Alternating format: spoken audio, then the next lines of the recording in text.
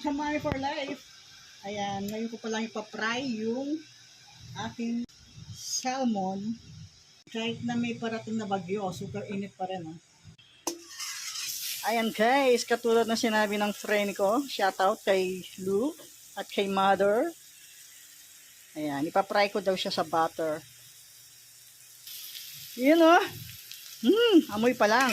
Ulam na. Ayan, papry natin siyang konti. Konti lang kasi pwede mo rin siyang steam eh. Steam ng konti. Ayan. Para yung sustansya niya nandun pa rin, di ba? Okay. Ayan oh. Ayan, linagyan ko siya ng onions. Ayan, ginisa ko siya ng garlic, onion at konting luya para yung lansa niya hindi siya malansa at least. Oh, di ba?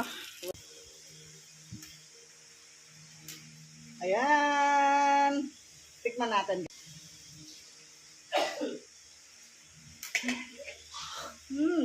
Ay naman ah.